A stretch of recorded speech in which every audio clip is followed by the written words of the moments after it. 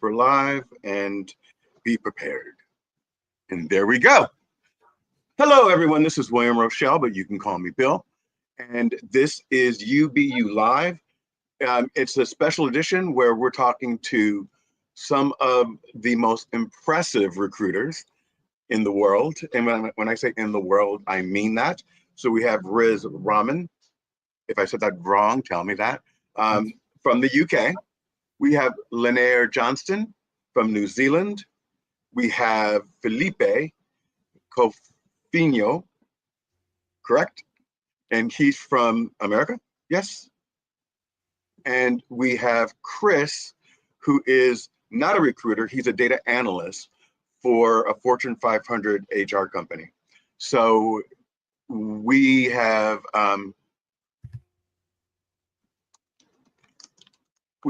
a ton of knowledge in front of us, and we really do recommend that you send in your questions through the comments.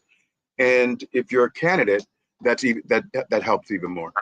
So I will start with Riz, because Riz it's 9 o'clock where he is. So let's give him the chance to introduce himself and tell us a little bit about what he's doing.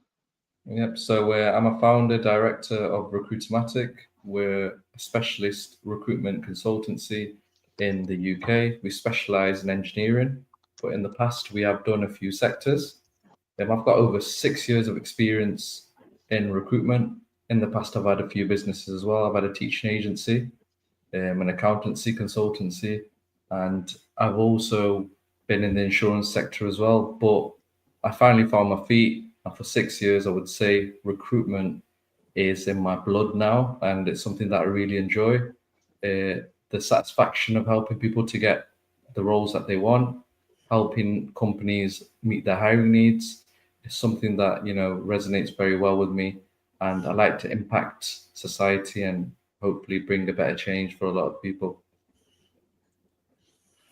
Thank you. Thank you for that. We're going to go to Linaire Johnston from New Zealand.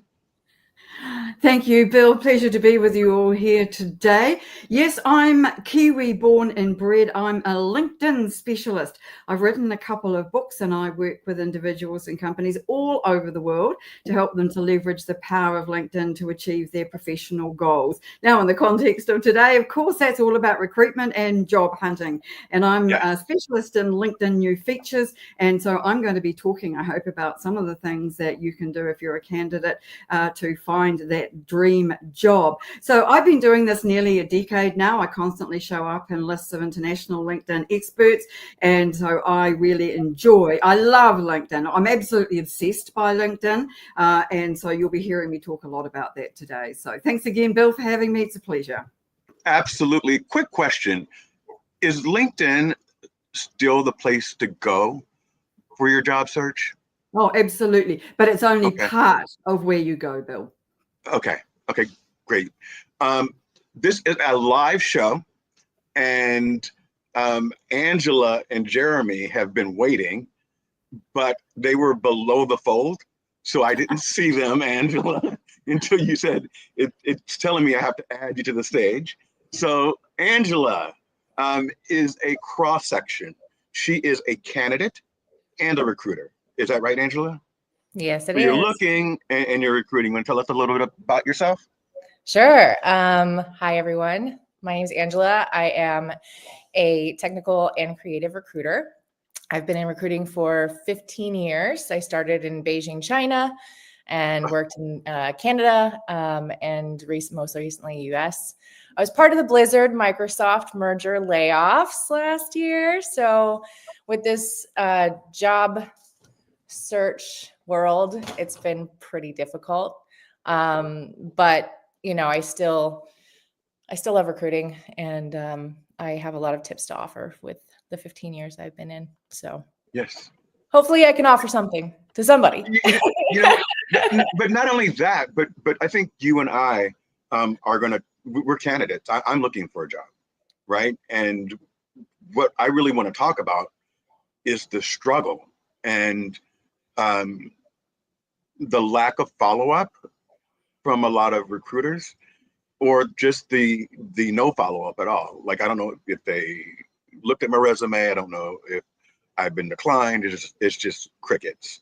Yeah.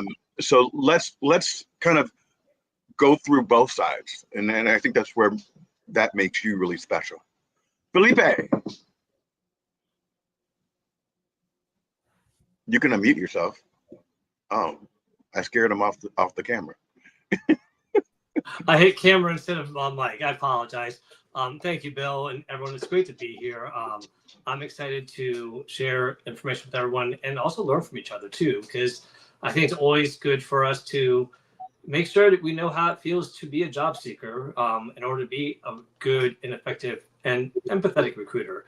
For those I haven't met, my name is Felipe Cofino. I've been HR recruitment for 30 years. I thought HR was what my passion was, which it is a passion of mine, but recruitment is what got me excited. Recruitment is what I want to do when I retire. So I've been doing this for 30 years. I help people find jobs with the right company, the right culture, that has the right fit for both of them. And I've done that within my companies that I work at and outside. And it's been large companies, upscale, large hospitality companies to small startups. I've seen the people that have tried to post just hoard resumes, and I've seen people do it ethically. Let's just say that. And I've been career coaching and on LinkedIn for the last 17 years, and it's a passion of mine that I look forward to sharing tips, insights, and anything that can help job seekers out there, whether you're a passive job seeker or an active job seeker. Wonderful. And I need to give a shout out to Kenneth Dunner. Plus, I want all of you recruiters to read what Kenneth Dunner's put in this little chat down here. Hopefully Rochelle get a job immediately. Kenneth sent me your information yesterday, Felipe, and said, hey, maybe you should reach out to Felipe for your job search. And then what I did instead was say, hey, Felipe, do you want to come on this on this podcast to talk about recruiting, and I can share with you my struggles. We're going to go over, so thank you, Kenneth, for being such a great supporter. We're going to go over to my main man, the only guy I know here, which is Mr. Chris Cadet. Christopher. How you doing, Bill? How you doing? Thank you for having me. I'm doing great. I'm very excited to be a part of this panel, to really share information and really gain some insight on, the recruitment process and the life cycle, if you would say, as a job seeker. I'm a senior level IC at a Fortune 500 company. I have about 5 years of data analytics experience, with about 2 years in specifically working with HR data. So that's not just, on the recruitment side, that's, compensation, working with events and headcount, things like that, So, I'm really excited to be here, and, whatever tips and, tricks you guys may have that would help me, I would pretty much be a passive job seeker, because I feel like, it's easier to look for a job or look for new opportunities when you already have a job. And, whether it's within your own company or outside, I think it's very insightful to really, look into, always, advancing yourself as an individual. It's very interesting. So I did I own my own company. It closed after COVID, and then I did a 1-year gig at a really great hair PCG company. They did shampoo, hair care, and I met Chris, and he is so exceptional in what he does. And, we made a really deep connection, and I'm glad that I could call on him. He since left the company that we left about the same time. And now he's with the Fortune 500, and he is taking the lead over there. Jeremy, my main man. Jeremy understands a little bit about how I work. He has visited my family cousin talk episodes. I can't believe he stayed for 2 hours. But he's a great follower, and he's a tremendous human being. So thank you for joining, Jeremy. You want to tell us about yourself? Love to. I apologize. I chimed in too soon. Thank you very much for what you said. I really appreciate it. I'll just get into the point. I'm grateful to be here. Thanks for inviting me. Everybody, happy to be here as well. Happy to see you. Wasn't expecting this many. I thought it was gonna be 4, but that's all right. I'm a business owner, operator, sole owner of JSB Reborn Industries, LLC. What I do is business coaching and consulting, and learning as I go, because I just want to say I don't know everything, but I'm open to anything as long as anything Yeah, helps me and helps someone else. That's it. Oh, I'd have to absolutely. say I'm out of Oshkosh, Wisconsin. Thank you. Oshkosh, Wisconsin. Is that where you're at? Absolutely. In my office. Wonderful. So let's kind of kick it off. I'm going to kick it off with what I'm feeling. Is that okay? And then kind of figure out what Sure. I'm doing wrong. And one of the biggest challenges out there is that I keep getting told by my family that I'm not trying hard enough or I'm being too picky. And that is the least of what I'm doing. That's not me at all. As I said, I worked with Chris, and I called Chris and said, "Hey, Chris, I just applied for this job at your company. Can you do something for me?" And he says, "No." And tell them why, Chris. Well, the reason why I would say not because you're not an exceptional candidate, it's more so that you are an exceptional candidate and the roles that you are pretty much looking for, you are out of scope for those roles. And, the threat is, we're going to bring this individual in, but will he stay? So it's kind of like we're going to invest all this time and energy in recruiting you and bringing you in, bring you up to speed, but then who knows, you're going to get another or better offer out there and you're going to just jump ship in like what, 2-3 months when you do eventually land on your feet. So that's pretty much what I told him like from a 10,000 foot view, but we can get, without getting into the weeds, but yeah. So here's the challenge that I have. I have built myself as a brand, like William Rochelle is a brand, and as a thought leader. And my LinkedIn profile, and if you Google William Rochelle, I come up first in that list of William Rochelle's. I have 3 different websites. I do a podcast. I started a newsletter. I started the newsletter about 1.5 years ago because I was unemployed and 50-ish and wanted to I wanted to go to work and keep my mind going. So I just started writing like my experience and what I'm going through and how I'm feeling today. And it took off. So my newsletter gets like 2 million views, but I don't get any job offers. And I don't know, like someone said to me once, scrub your LinkedIn profile.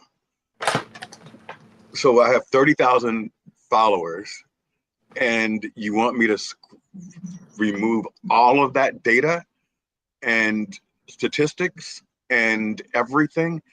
I hear all the time, man, you sound wonderful. I can tell that you're a unicorn. I could listen to you talk and I can understand that you're not overinflating your history. I'm actually kind of bringing it down because I've done a lot. But our hiring manager or the company that we're working for, if it's an outside recruiter, they're not going to take you, or we don't have anything at your level. And I've actually told people I'll be a receptionist. You can only go so long without a job, before, I'm going to start eating my dog. Not really. I love my dog. So if anyone can chime in and respond to anything I just said, I would love it. Felipe? Yeah, Bill, I love you should. And Chris, what Chris said is unfortunately a realistic mindset for a lot of recruiters, is that I'm not going to hire somebody that's going to leave me once they find a better job. But I've also realized that it's partially because they didn't tell the story. Now, if your intention is, I just need a job to get a paycheck until I find something better, then they're right. I mean, just to look at you that way. But if that's not your intention, and that's for those people that are like, no, I am willing to take something lower because I'm willing to take something that's lower stress. I'm over 50. I'm thinking, you know what? Maybe I am going to start stepping down in every 5 years into a lower position for lower stress as I retire. So if you share that story, people can relate and understand that you have a goal and saying, I just want to share my expertise in a place that's valued and where I can bring my brand. Now, the brand is another factor. People are like, oh, they're going to make it all about them, and they're going to say stuff about on social media that we don't necessarily match with. That's why I've always been very non-political on LinkedIn, not overly religious on LinkedIn. I've tried to stay fairly neutral on hot topics like that, because when I go work for a company, I don't want to be just not looked at because of one thing that I supported on LinkedIn. And they took that as, oh, well, you don't match our values. So, but there's companies out there that will value your brand and what you bring. I have a CEO right now who just said, hey, next month, could we do an interview on LinkedIn? I'm like, yeah, sure. But I want to do it on your page, if that's okay. I'm like, I'd be happy to. That'd be awesome. And it's about a topic that she's talking about in other places, but she just wants to get the word out. That's someone who values what you bring. That's what you need to find, is someone who values, hey, this person's got a lot of followers on LinkedIn. They may not be all in our industry, but he knows what he's doing, or she knows what they're doing. Let's tap into that and ask some questions. Now, again, in an interview, if you make it all about me, I'm like, all right, not the right fit. But if you're like, this is how I can support you, that's what I'm looking for. So tell the story, share how your brand can support it, and don't say you'll be just a receptionist, because that's just saying I'm Well, good. No. But what I'm saying is that I'll just take any job. People say, I want any job, and that to me says, I need someone who knows what they want, even if stepping down is what you want. Right. So the most recent interview I had, it was 4 Zoom interviews.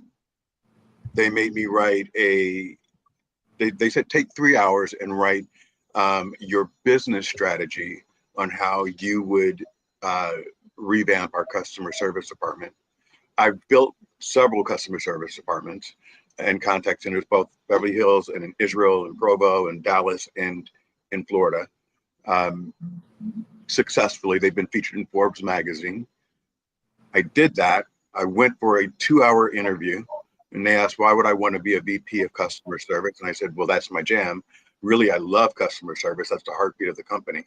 And that's really in every company I've ever gone to where I start. So a VP of customer service isn't a step down. By the time I got home, they said, we're going to put this job on hold for now.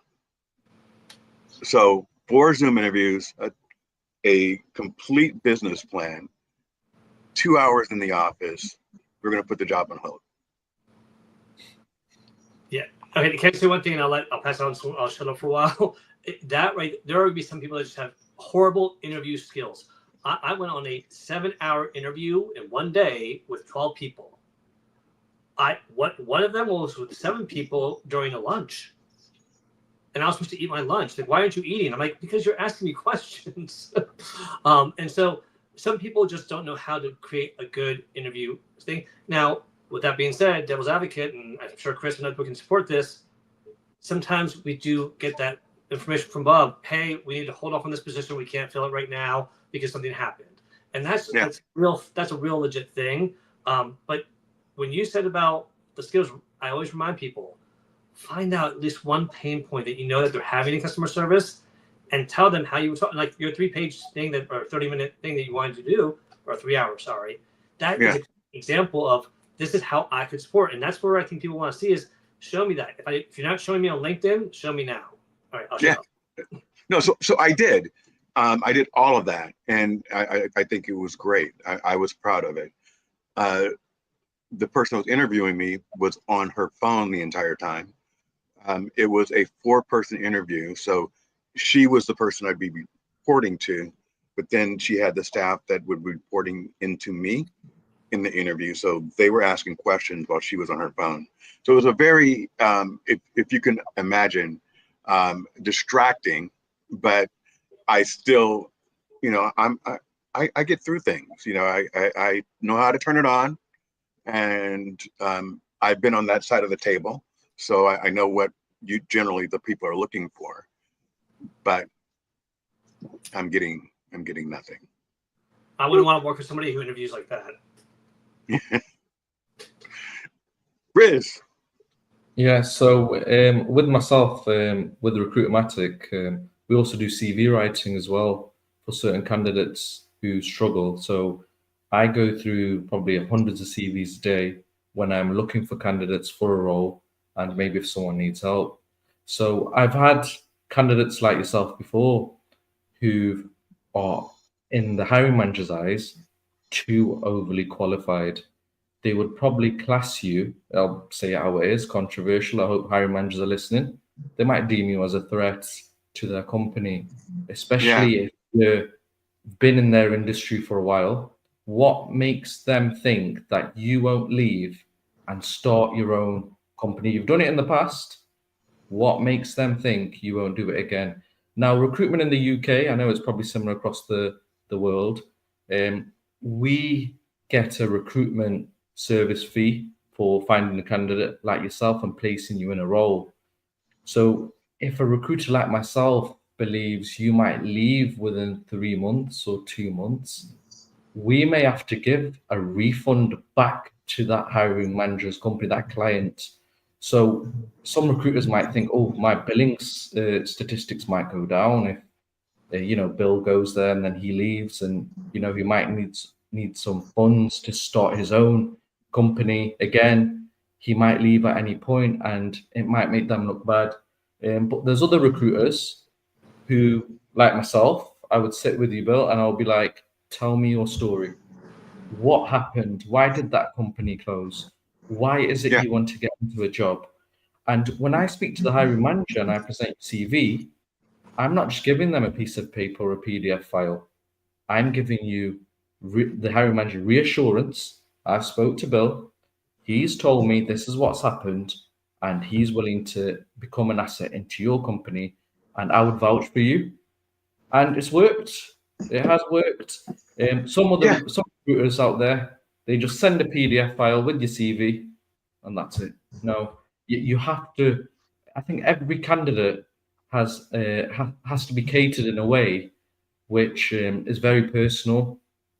It's a personal approach. So, Bill, with your approach, I would make sure I get all the details. I'd write down a whole storyline of what's happened. So when I speak to the hiring manager, you're just not a document. There's a whole story behind you. And that would give you a better chance. So maybe, Bill, you might need to be in touch with the right recruiter who can definitely help you and pave the way. I agree with that. I agree with that. What I did, you don't have to do it, but because you mentioned how you work a resume and look at a PDF, I just sent you my resume that I use. I've redone it 300 times, right? You have to always redo it. And you can tell me or the team, it looks like crap, whatever you want. Have you just sent it on LinkedIn on message? Yes. So can I say one thing? As everyone shares, I want anyone listening that is job seeking right now to realize that the ultimate message that you're trying to get from everyone here is your strategy of how you're going to find that job. And the strategy comes down into what's your resume strategy, like Chris just mentioned, what's your outreach strategy to the recruiters, to people that work there, and what's your LinkedIn strategy, which I know Lanier and I are very aligned on that. But it's about thinking, how am I going to stand out with each of those opportunities, and making sure that you can tell your story, like you said. So I just want to make sure everyone thinks about that as they're listening to everyone. Angela? Hi. I want to chime in on this as well, because I think kind of understanding like the back end of recruiting too is really important. when you're talking about the LinkedIn strategy and you're talking about your resume strategy. I can't speak for all recruiters. I've been in-house and I've done freelance. Not every recruiter who is especially freelance or has their own company has LinkedIn Recruiter, and not everybody has an ATS system. A lot of us have to rely on searching by keywords. And so we don't have access to your resume. We're looking at your LinkedIn, at your profile online. And I think that's really important for people to know, because so many people focus on the resume.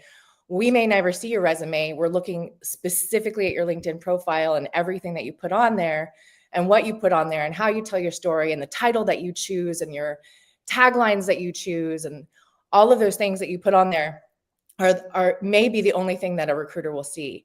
I think we can get into like the whole green banner thing too, maybe later. But what do you think about the green banner?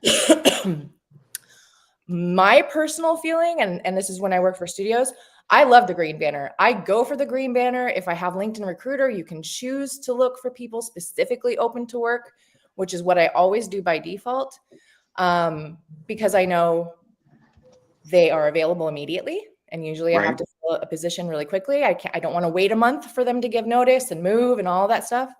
And I've had a lot of people leverage our offers for, you know, a better offer at their current company or a raise at their current company. And that is probably the most frustrating thing ever, because you feel like you gave everything you could to that candidate and you're really excited about them. And they come back and they say, oh, my company offered me, you know, 10K more to stay. So open to work is my go-to for sure. I know in the tech world, it's very different. A lot of them pride themselves at being able to steal people from top companies, and that why would anybody be available if they're the top of the top? If they're good. Right. But the world is different right now. And I also wanted to kind of hit on, like, when you were talking about, I agree with Chris, people going for pretty much anything because they have to. I mean, I'm about to lose my house in 3 months. I would take anything, right? But I also know personally that if I was to take something just to get by and something better came up, I would take it.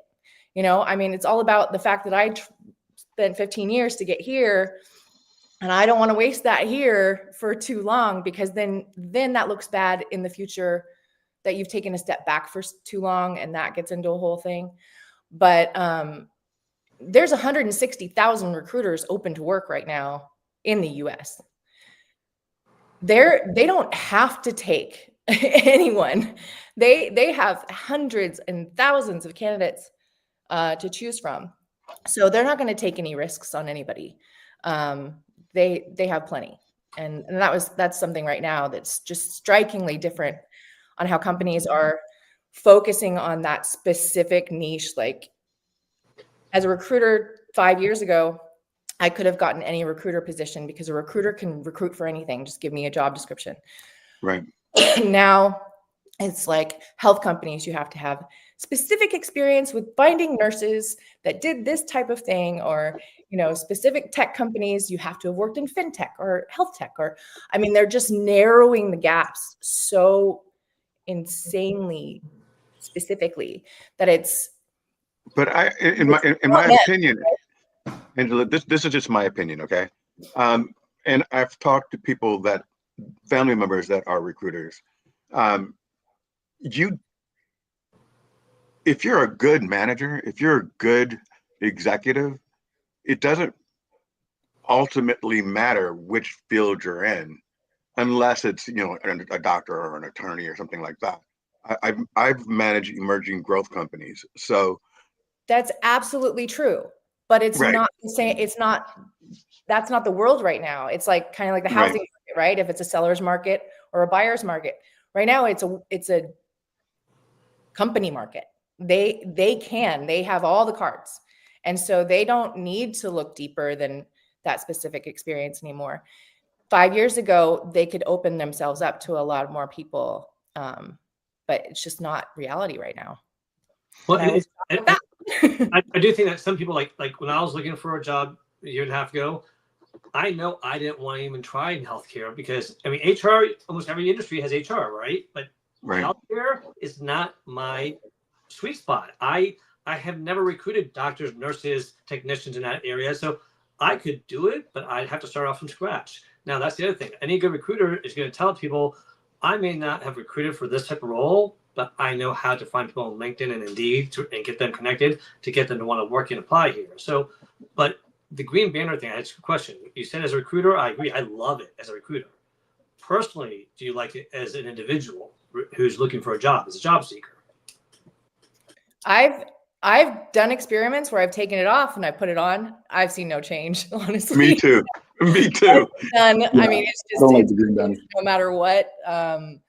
But I will say that I did have a few people tell me, "Oh, I thought you got a job," because I had taken it off, and I'm like, did I lose an opportunity for a network person of mine, somebody that knows me, to maybe not reach out because of that? So that's my only fear. But Chris, you were going to say something. Yeah, I kind of want to like chime in from a like, you know, I'm not a recruiter. I'm more so, I go for more so IC roles, like individual contributor roles.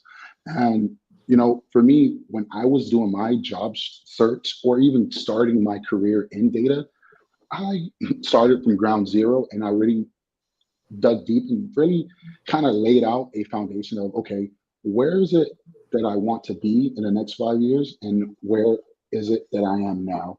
And then if you look at the job, you know, levels or the roles, you know, when you're 5 or even 10 years deep, you can take a look at those job descriptions and pick out key skills that you need to develop and you need to build.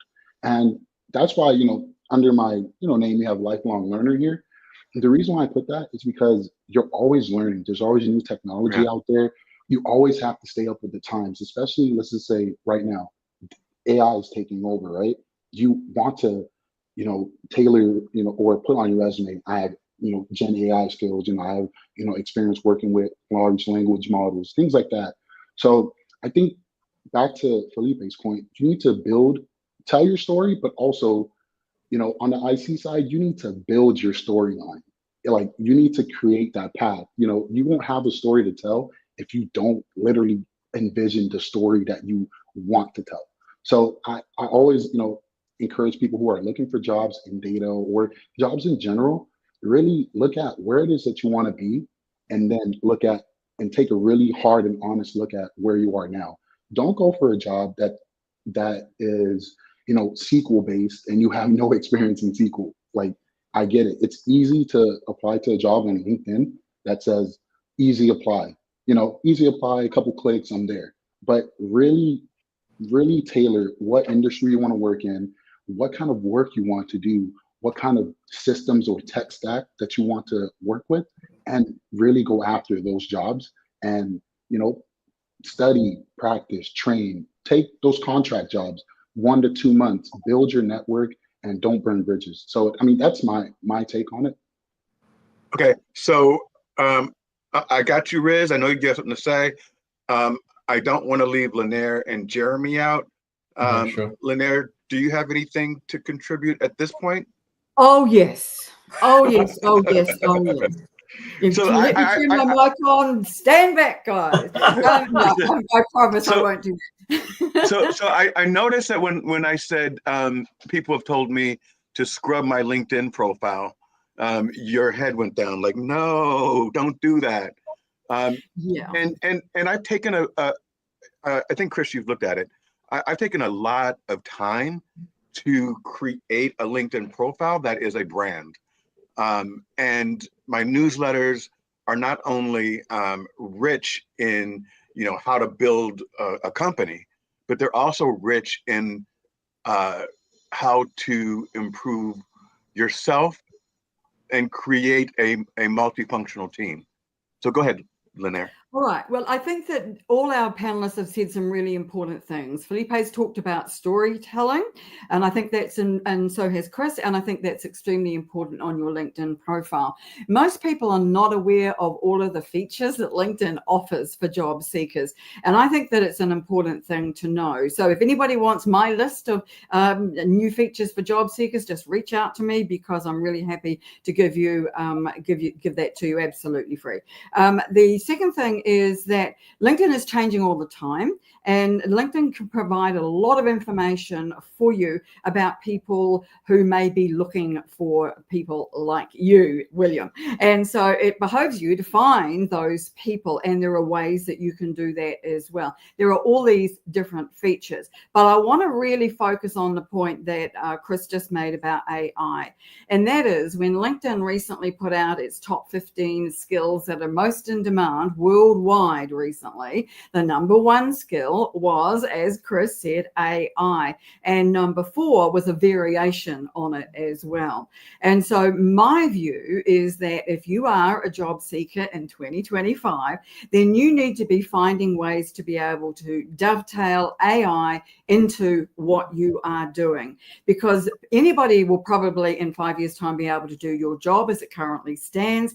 But if you know how to use AI in your job as it currently stands, then you will be in demand. Now, if you are like Chris and I as lifelong learners, then getting into AI is a really important thing, I think, for all our jobs. They're not going to exist in 5 to 10 years' time. Yeah. So we need to be ahead of that curve. Now, LinkedIn Learning has a whole bunch of really good courses about AI, which I recommend. You do need a premium membership for that, but if you're a job seeker, then you should be investing in that for the few months that you are looking for a job, because it gives you access to so many new features for your profile and for your job seeking, to say nothing about all these free LinkedIn courses. And at that point, I will just let it go. Can I just add? So go ahead. No, because you mentioned so many wonderful points, and I just want, it's the storytelling to showcase your thought leadership. And like Chris said, if you're thinking about your future job, showcase what you know about that knowledge now. And as you learn about it, keep on showcasing, hey, I just learned about this. Did you know that you can do ABC with this, whether it's coding or whatever? But if people go to your profile and see, oh, they seem knowledgeable about it, that adds, as a recruiter, is going to make you look at it. The other thing was your LinkedIn profile, if it's not matched to your resume, we talked before about ATSs and all that stuff. It doesn't matter whatever you do. If your strategy and your LinkedIn profile does not match your resume, I'm going to have red flags coming up. That's because the first thing we're going to do is check. So It better be virtually identical with the dates, and it shouldn't contradict each other. But the LinkedIn Learning, AI is now a required skill, just like Microsoft Office, basically, y'all. So accept it and learn it, because if not, you're going to be behind the 8 ball. But LinkedIn Learning, I want to share this because a lot of people don't know this. At least here in the US, I don't know about other countries, so forgive me if it's not in other countries. But if you get your library card, or still have one, for those that you can get it online, you can get free access to LinkedIn Learning through your library. All you need is a library card. And it's I have all my employees that have gotten laid off, or people using it right now. It is a great thing, but you do need to register for one if you don't have one. But you do have access to it from even your home. Sorry, I just wanted to share all that real quickly. So I'm going to say 2 things. The first is, and all this is coming from my family, right? So for some reason, Angela, when you've been searching for a job for a year, your family thinks you're really not trying hard enough. And they're telling me, well, maybe you should just dumb down your resume. And I'm like, I can't. I have an entire, it's not like it was 20 years ago. I have, you Google me and you'll see everything I've done. So you can't just dumb down your resume and say, I've been a customer service rep. It's not the same thing. And as Lanier said, you don't want to get rid of your LinkedIn profile because you've built this brand.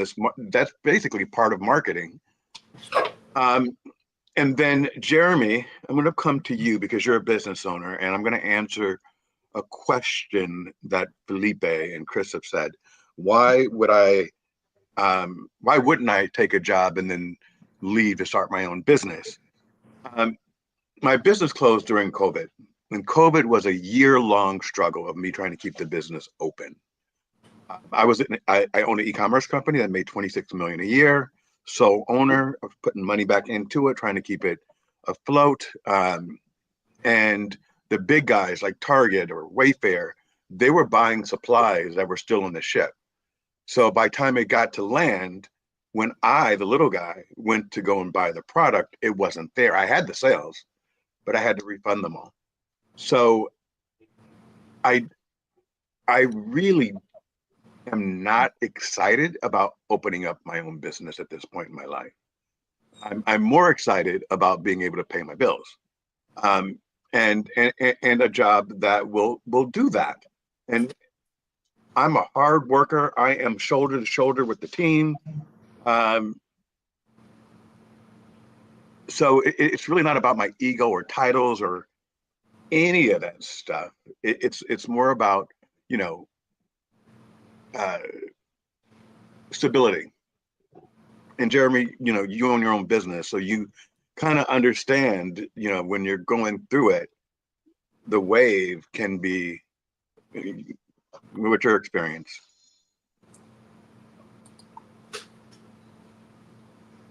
Sorry about the delay. In my experience, since I am not looking to hire, not at this point, would be, if things turn into a point where I'm able and capable of hiring and being in a new business owner myself, I want to agree with Felipe on what he said, but in a way, I don't, because see, I was taught not to oversell yourself, not to seem too confident, because at some point they're gonna ask you, and what happens when you can't fulfill what you put on paper? Not because you can't, but maybe you just need a refresher, or maybe you can't anymore.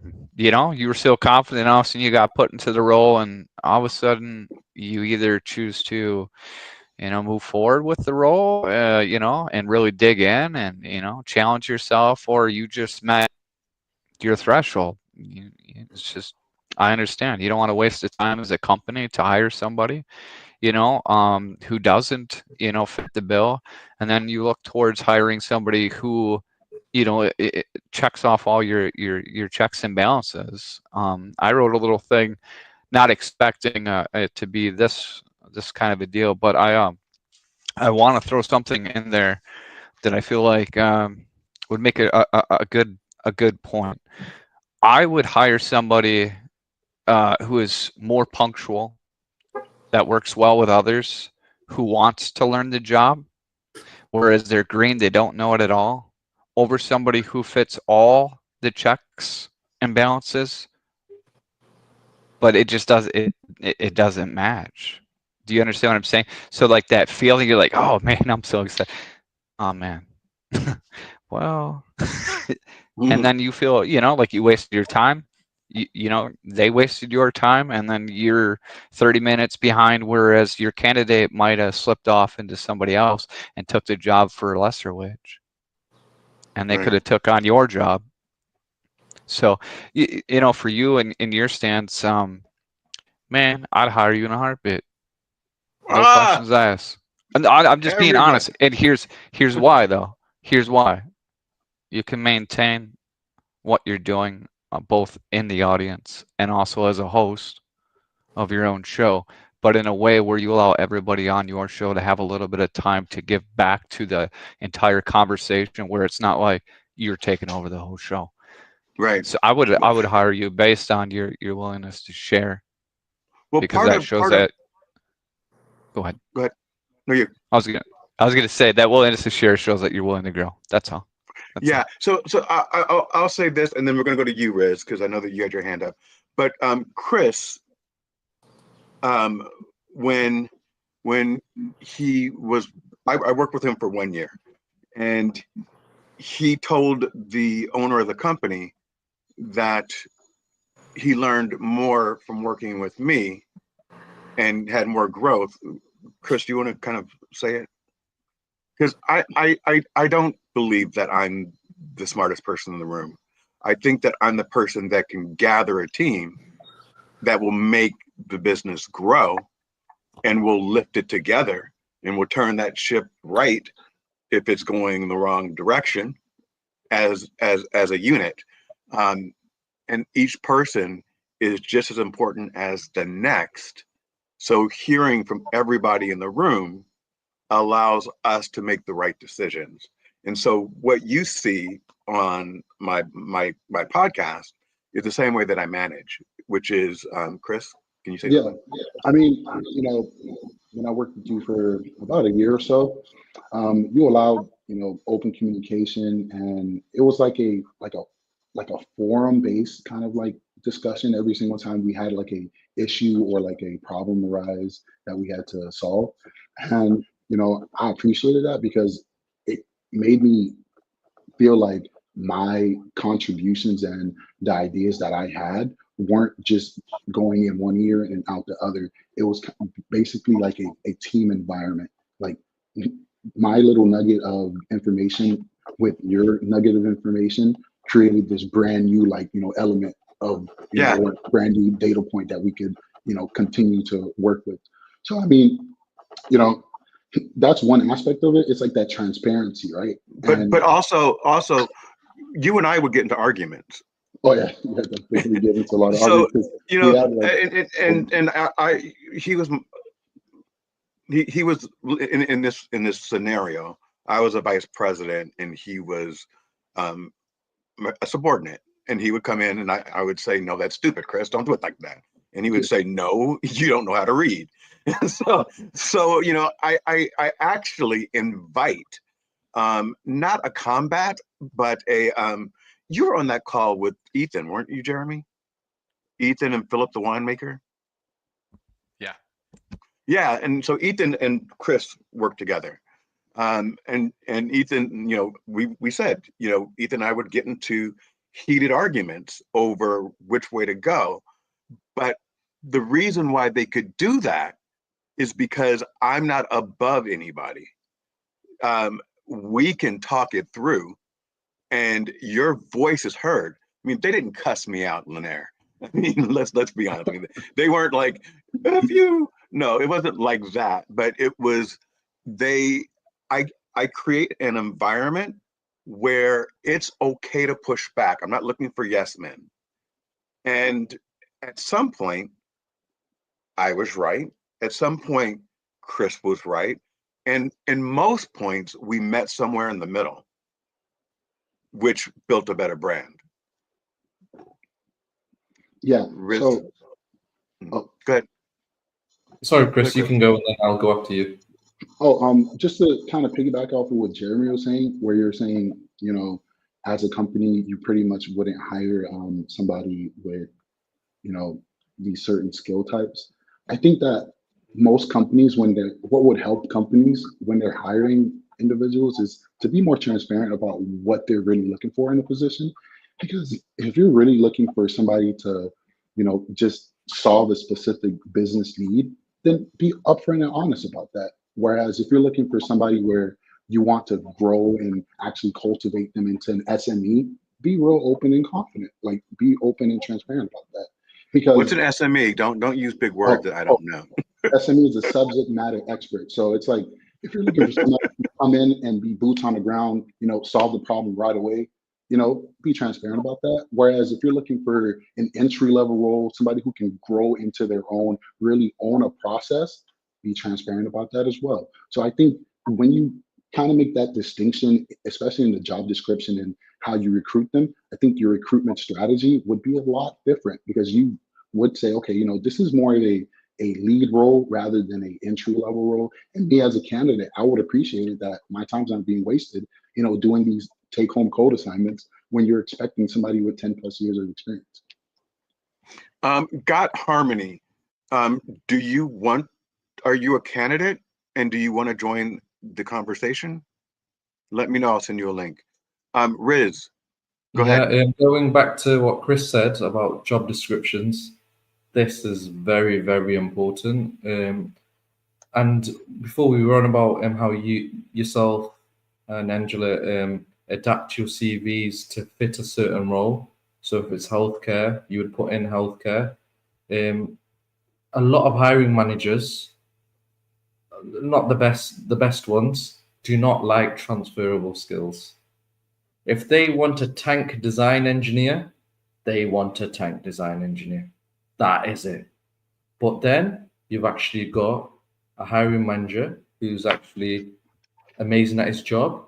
He understands the current job market, the job market trends, and he would say, Riz, I know I'm not going to find a tank design engineer for this salary.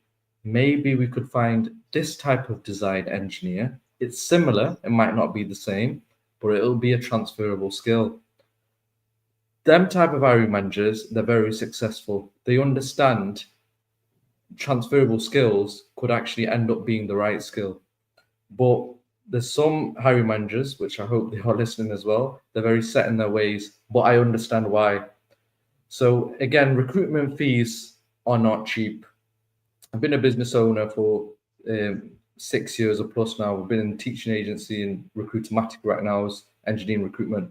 And fees and recruitment in the UK are not cheap. And I know in the US, they're not so cheap. So some hiring managers believe, if I'm going to spend this much, why would I not have the perfect candidate? And I totally understand that. But then we've got, like I said, the other hiring managers. I've had one recently who needed a commercial gas engineer, but they said, I don't mind taking on an electronic background trainee, and then I can develop them into a commercial gas engineer. And they're actually saving half the salary on that. And they'd actually develop them into what they were looking for because they were struggling. And again, but the bright side of that was the hiring manager understood because it's half the salary, it'd be a cheaper recruitment fee with us instead of going for the big fee. That is another thing that holds back with a lot of hiring managers. But my message to hiring managers across the world, if there's a transferable skill and they show punctuality, they show growth, enthusiasm, like Bill, I would 100% hire them and take them on and give it a shot. Can I answer Like that? me? Yeah. For any role. Definitely. will. Angela actually had her hand up. Do you want to let Felipe go first? No, To Angela, answer Okay, go ahead, Angela. Oh, I was just going to agree with you, Riz. I just typed, I think the problem, a lot of our issues, not finding jobs, and recruiters that, have no power, honestly, because we're kind of beholden to what the hiring manager wants, is that there needs to be more training for hiring managers and teams, not only to really understand what they need, like where you can see, hey, we can interview somebody for 7 hours and then decide, oh, maybe we don't need that role anymore. Well, that should have been understood. Like there should have been a lot deeper dive to understand, especially at that level, any suspicion that you may not need that role. I understand businesses can change. Certain things can happen. So it's real life, but there's so many hiring managers and teams that I've worked with where you had to sit down with them and really kind of say, do you really need this in your candidate? I see this person on this team, on your team, this person on your team that can take on that part of a role. Why do we need to double efforts? Why do we need to duplicate? Can't we just bring this down to this level? Or maybe you actually need to up level it because you're missing this on your team and you're missing this part on your team. And I think that's where recruiters also come in really great, is because we can have that relationship and that discussion with hiring managers.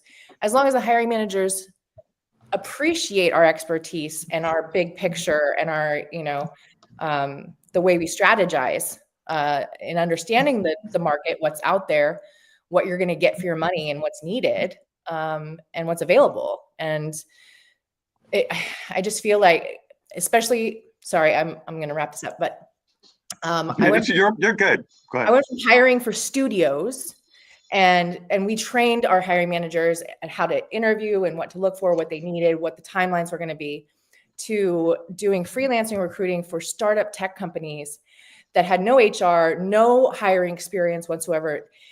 They all have a unicorn list. Everyone has to come from MIT and have, 10 years of startup experience, but they only want 4 years of pay. Like, it's absolutely insane when you have a team that doesn't really understand the market and what's out there and what is possible.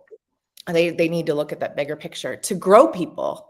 Because when they hire the best of the best, those best of the best are probably going to leave in 6 months, because if they're convinced to leave now, they're going to be convinced to leave later. So that's my hot take. Lanier or Felipe or Riz or Angela, does anyone want to speak to Jayanth and his question?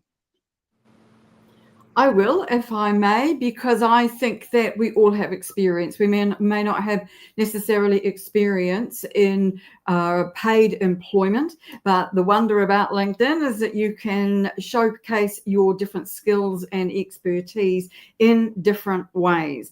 If you've got your education, you've got a good qualification, there's a great range of features that you can use under education to be able to showcase what you can do. LinkedIn allows us all to do videos now, which is great. Yeah. So you have an opportunity to do a video of yourself and to talk about what you know, what you want to do, and how you can be of value to a company.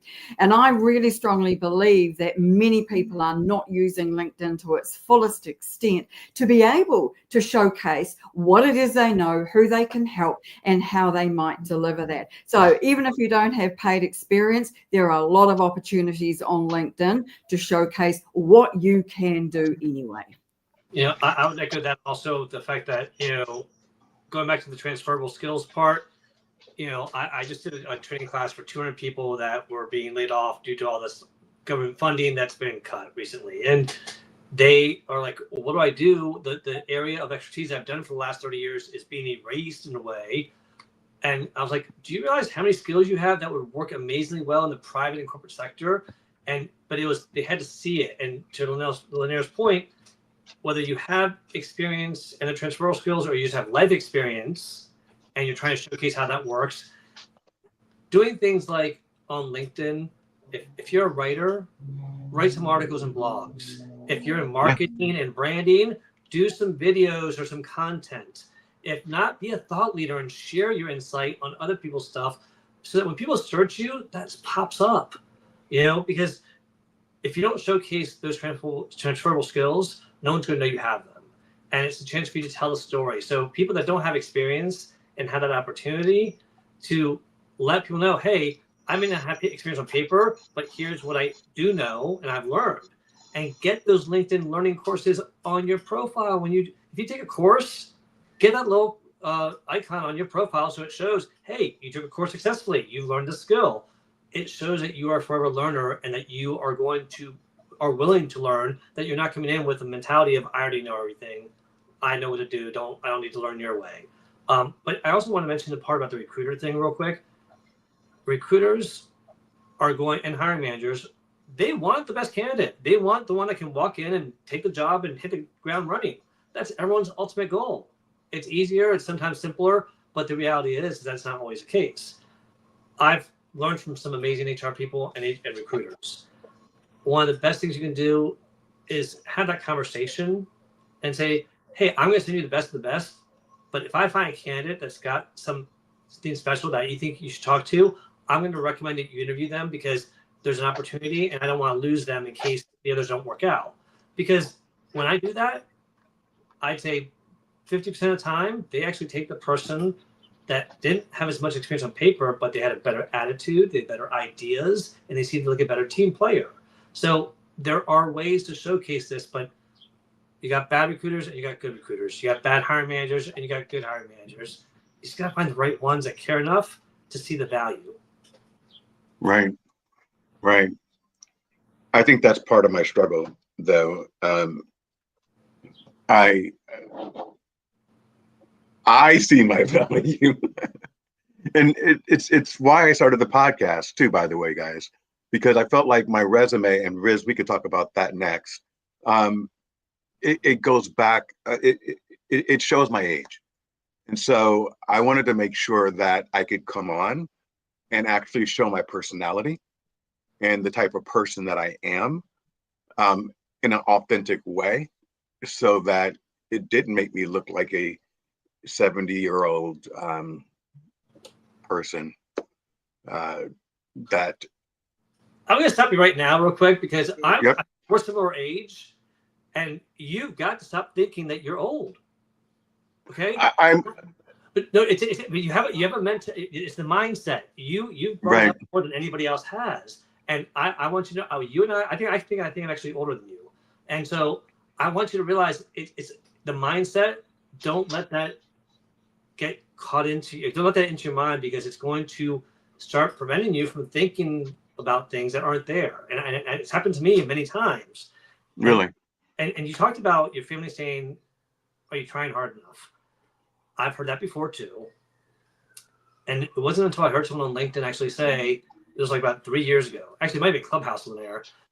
Actually, it could have been it may have been Lanier who said this. I don't know. But it was, if you're unemployed, your full-time job is to look for a job.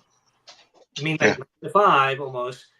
But I will also stress, at 5 o'clock, stop looking. Take that mental break. Be with your family. Be your friends. Do stuff for yourself. And that 9 to 5 might be, hey, I'm looking. Hey, I'm doing stuff on LinkedIn. Hey, I'm networking. I might be going to a networking event. I might be on this call right here. But that activity shows that you're doing stuff. And I think sometimes they don't understand that is you looking for a job, is networking, doing this video right now. They just need to be understanding of it a little bit. So you don't think that ageism is a thing in the job market? Oh, it absolutely is. What I'm saying Right. is don't you succumb to it and think that it inhibits you, because if you start believing it, it's going to be a lot harder for you. Because Right. you're already So- bad people that believe it. Perfectly said. That's beautifully Yeah. said. And ageism is a thing. It is a thing. Okay. I've had someone last week. He was 70 years old, fit the role perfectly. He said he's got 6 years left in him. I think 6 years in a company, that's a good enough time. And he said he will help develop the whole team, get them Yeah. to a standard, and he'll retire. They said 6 years isn't enough. They said What? 6 years isn't enough. But they're looking for someone to stay for 10 years. I was thinking, the hiring manager himself just about been there 3 years. How can you say, oh, and I just couldn't believe it. But so ageism is a thing. But like Philip said, do not let that get to you. You have to keep persevering. The job market right now is keep knocking on that door. You knock and knock and knock until someone opens that door and they will let you in. And the other thing was finding the right recruiter. So with a recruiter, it's like, let's say you're trying to get a mortgage from the bank. If you go directly to the bank and you mention a certain something to the person in the bank, they could just cancel your mortgage. Just over one, you might say, oh, I've just got a bad habit of withdrawing this amount of money a month. They actually write everything down. They audit that. But what I'm trying to say here, if you've got a mortgage broker, he will say, oh, you should never mention that in the bank. Don't ever mention that. And he will or she will nurture you to make sure you do the right thing. So going through a recruiter sometimes is the best thing for a job seeker, because they're actually looking out for you. Oh, don't mention. So in the UK, with yourself, Bill, with your platform that you've got, I'm giving you experience, honestly, from the UK, a few hiring managers would class this as a conflict of interest. You having your platform, your podcast, they would actually find it controversial. I don't believe it's wrong. I love it. But my question to you is, what is your outcome out of the podcasts and your LinkedIn going viral? What is your outcome? Why are you doing this? Yeah, what's your story? So, so I started with the newsletter, and the newsletter was something I would do every morning before I started my job search. And that Wait, I'm trying to interrupt. I want you to tell it to us like you would be telling somebody in an interview. Yeah. Why are you, is your end goal a financial gain? Like myself, I'm on LinkedIn. It's to promote my business. And obviously that leads to financial gain. So this is the questions they would ask from hiring managers I know. Bill, what is your end goal going viral on LinkedIn? And why are you sending out newsletters and doing a podcast? What is your outcome? What is the outcome of this? Well, it really was for self-help. It really was to get my views out, to actually inspire other people that were going through the same challenges that I may have been going through. Sometimes when I'm writing, I'm actually writing to myself, saying things are going to get better. So it really is things that I need to hear. And I felt like someone else out there needs to hear the same thing. The reason why I opened up the podcast was I believe I have such a great, engaging personality that it would influence a hiring manager to say, wow, this guy is actually someone that I could have a beer with, or someone that, you know, I like the way, as Jeremy said, he pulls everybody in and makes sure that everyone has a voice. It's the same thing that Chris just said. So I wasn't looking at it for financial gain. I didn't expect to get 2 million viewers of my articles a year. I was just doing something that was inspiring for me and just being my authentic self. I'm having a bad day today. I'm having a great day. You know, there's no financial decision to go viral. So the questions I asked Bill would be the questions that these hiring managers may be thinking. I just want to be as truthful as I can. Maybe they're thinking, well, because if you go on YouTube and you look at podcasters and people who are going viral, it's automatically linked to a financial, money. There you go. That's Philip. It's just linked to. So me, if I didn't know you, Bill, I would think you are absolutely killing it, and we're all proud of you, and we want to congratulate you for getting the million views on your newsletters. You're doing absolutely amazing. But a hiring manager, he might look at that as something so strange, which shouldn't be the case. If I was hiring in my company and you approached me, Bill, maybe in the future, years down the line when I am ready to hire, you are someone that we need. You've got a massive platform. You've got huge exposure. We love that, but it's very sad to say not a lot of hiring managers think like this. Like, we might be going back to what we said in the beginning. They might pose you as conflict of interest or a threat. So can I make a recommendation for you, Bill? With that answer you gave us, I agree with Riz. I would feel the same way. And again, unless they get to know you as well as we do, obviously, which most recruiters don't get the chance to know you that well. I've had a similar struggle of, I started Covino Consulting during the pandemic. It was like I really went all in when I was in a job search to maintain some income. I have lots of followers. I do live streams weekly. I knew as a recruiter, people are going to think that I'm just trying to build my business. I'm going to leave them eventually. So, but that's not why I do it. And so that's why I repeat my story regularly. And my story, and this is where I think your story is very similar, outside of my retirement plan, by a cabin by the water that my wife wants. I don't know if that's what you want, but is this is how I would answer it, how I've answered it, and it's worked for me.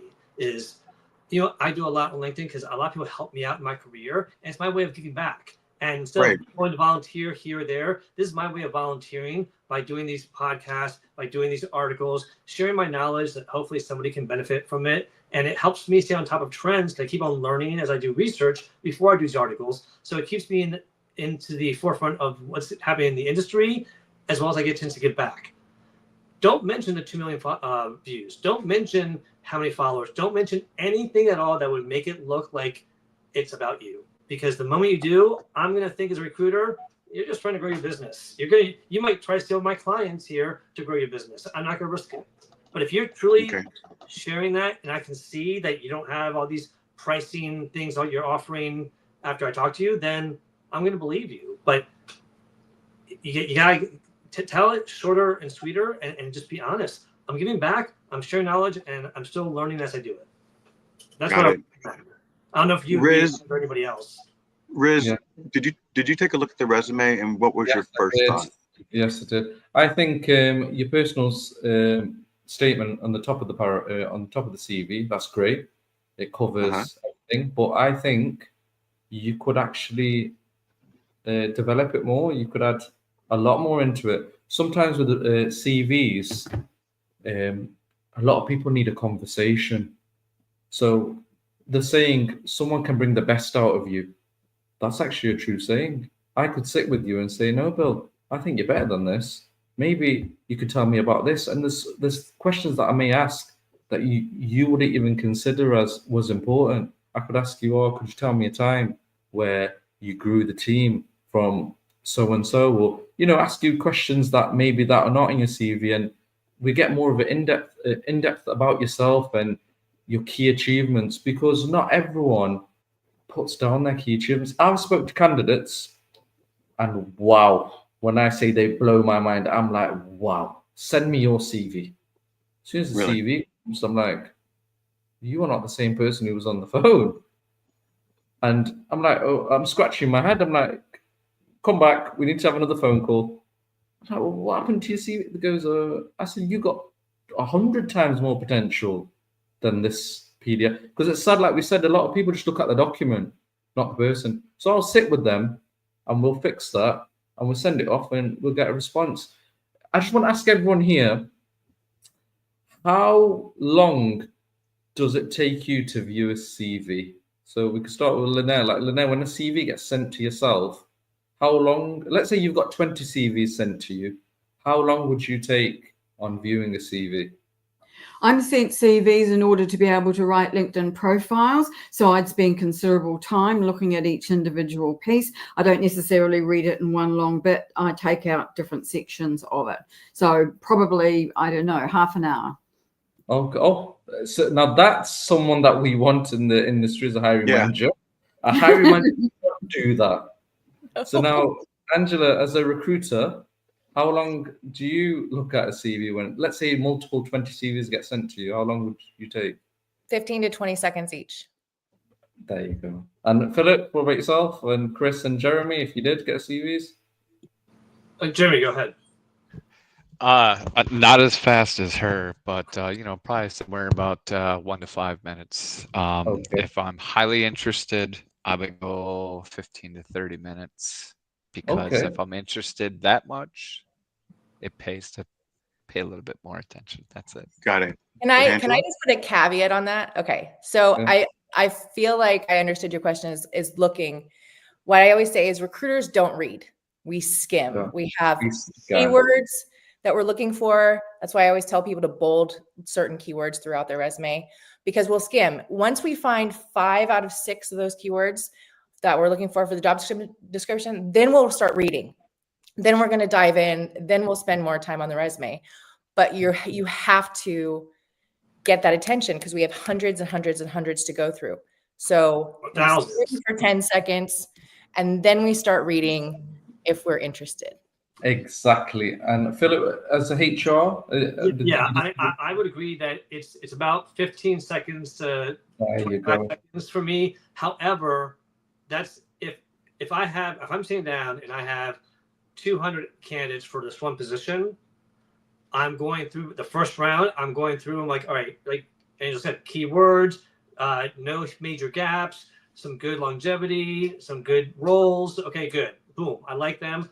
I'm going to put them into the, I'm going to do more. And those then I'll spend more time on. But if you don't capture me in that first 15, 30 seconds, especially and I always say, don't put anything valuable at the bottom of your resume, because if you don't capture the first part of the resume, they'll never see that bottom part. And to your point, measurable accomplishments. Don't say you complete a project. Say, hey, I completed a project and saved 15% of expenses, or I increased revenue by 20%, or Numbers. measurable that showed the success, because you could have completed it and it may have been a failure. Right. Right. And Chris, what about yourself? If you were looking at a CV, how long would you take? Well, if I was looking at a CV, given that you went through the ATS system and you're in front of me, I would say I would look at maybe 2 minutes, maybe. I'll look for skills, and then, like Felipe just said, look for skills and then measurable accomplishments. What have you done? What experiences or what projects have you pretty much got your hands dirty with? Yeah, so Bill, the reason why I asked everyone this question is like, and Angela, Philip, like us recruiters, we scanning, we are skimming, because sometimes we've got a deadline. Hiring manager said by Friday. We're scanning and we're putting them to the side. But how hiring managers should be and recruiters should be is like Linaire, Chris, even Jeremy, where they took their time and give everyone a fair chance. But with the recruiters, because we're so fast paced, it's all about them keywords. So my summary about your CV is we need to get it make it eye catching. So it depends on what role you're applying for. So if you're applying for a customer service role, I need customer service. So when I skim it with my eyes, oh, that was full of customer service. And Now, I will. No, so one caveat is if the role hasn't got a lot of applications, I only have like 5 applicants, I may be spending a lot more time at resumes. I'm looking for some gold nugget in there that would be look like some potential. So it really is when you have so many resumes that your skimming goes down to that 15-30 seconds, because you have to be more efficient and you're looking for those key things. Also, I'll just add too, and I don't know if every recruiter does this, but a lot of the times, especially in those high volume roles, so many people apply. So many people don't read the damn job description and they're not qualified. So you're going through and you get to like number 20 that's not qualified. You may have found one that could be. You kind of get a little perturbed. And so you have the job description, you know what you're looking for. You go to LinkedIn and start searching, because really all of a recruiter is looking for is 6 to 10 candidates that we can pass on to the hiring manager and say, are you interested in these?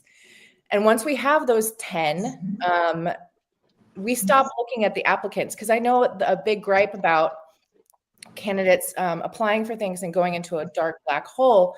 And I am so qualified for this. Why am I not getting a call back? Or why am I not getting a screen? It's because you may be the most qualified, but you're number 50 and we only looked at 49, because we have to stop there, because we have 10 other roles that we're trying to hire for. And, you know, you're maybe never get looked at, because once we have those 10, that's when we start screening people. That's when we start the interview process. And then the job is closed out and you get that auto rejection. Right. And I, as a recruiter, have to keep reminding myself of that, because I see so many that I'm perfectly qualified for and don't hear back from. And I think that's where people are so frustrated. And that's just the reality. Once we find those good candidates, we stop looking, we move on to the next role, and we start interviewing. Give me 1 second. Linaire has to go, but I want her to have final thoughts that she can contribute real quick before she checks out. Well, thank you. And thank you again for having me today. I thoroughly enjoyed myself. I think it's really important that people understand the role of LinkedIn and LinkedIn profiles and LinkedIn networking when they are job hunting. And I don't think that most people do understand the power of a good network on LinkedIn to be able to help find those roles, to develop relationships with those people who can help them find the roles, or who may know of roles that are going in companies where the job is not advertised. So I really believe that LinkedIn is still the place to go to help recruiters and to help job candidates to find great roles and to get them filled. So I'm really happy to have been invited today. Thank you so very much. And it was lovely to meet all of you. But I'm sorry, it's 9:15 on a Monday morning in New Zealand. And so the day has started. Take care, Linaire. Thank you, you. everybody. Bye-bye. So can I ask So- Bill? Oh, sorry. So my little feelings are hurt. Riz, you know, you made me feel like, you know, it's hard because you're putting yourself out there, and you've done so much. Like, I've been listed in Forbes magazine as creating one of the best customer service departments, and it being the key differentiator for JDate and Christian Mingle in Silver Singles. I built my own company to $26 million. I survived, you know, several different, I've only had 2 times where I've been unemployed. And it was when the market crashed and then COVID. And so it's not like I don't have great skills. And I've been, for the year I worked with Chris, I'll tell you what I did. I changed their entire benefit plan. I got them on a PEO, which reduced their benefits by $70,000. I relocated their entire warehouse, from Florida to Georgia. I got their shipping rates down because the shipping rates that they were getting were extraordinarily high. I automated all their systems. This is in 1 year, one year. And probably did more than that, but that's just off the top of my head. I've been able to go into companies, and because of the fact that I've worked for emerging growth companies, I can do what most people can do in 2 years, in 6 months, because I've done it before. And so I have a roadmap, but each company I've worked for has been emerging growth. So I've always had to create the blueprint. And so because of that, I'm agile. And I haven't been stuck in a 30-year position doing the same thing for 30 years. I've held similar roles, which is, you know, chief operating officer, which means basically your hands are in everything. But it's bringing teams together and making one unified brand, both internal and external. And so I get conflicting information. So I've sent my resume to people and they're like, this is very impressive. And then Riz looks at it and goes, this is a piece of shit. You know, I said it looks good, but maybe we could enhance it even more, because I think there's a lot more potential. But the layout, smooth, clean. Yeah. The opening paragraph, perfect. But I know that we can add a lot more. Eye-catching. So eye-catching. eye-catching. So I took a JDate. We took it from 0 to $256 million in 6 years. And then I worked for the fastest growing internet company in the United States, did the technical specs for their entire back-end administration stuff that they needed to support the site, did all the hiring, did all the benefits, created the manual, and then went from there and grew a company to $26 million. I don't see where that's not impressive. I'll be honest, Bill. Yes, that is very impressive. So you've put your key achievements on with your intro. So you've got key areas of expertise. You put your key achievements. I think with the experiences of where you've worked, maybe we can add a bit more and go into depth. You know, I think it's a very good CV, but I think there's always room for improvement with any I agree CV. with that. What's your ROI on when you're submitting your CV? How many? If you're applying for 100 roles, Nothing. So then that means something needs to change. So I just changed that resume in February. So what I did was I took this 3-page resume that was really detailed, and everyone said that's just way too much. Okay. And I scaled it back to something that I thought would talk about all the areas that I have improved. So that one's broken down by like customer service, operations, supply chain, logistics, what I don't remember, but I did that one in February. So that's 2 months old. And then I put my roles on the back with the years. At first I took the years off because it goes back to 2002 6, I think. Okay. But then I put them back on because somebody else said, well, you could have been here for like only 6 months. Sure. But even with that, what I have done and what I have achieved have been phenomenal. And I left in 2007 to go to the fastest growing internet site because I had already grown my team to a point where they could do the job without me. So Okay. my goal is to make sure that I leave a company better than it was when I started.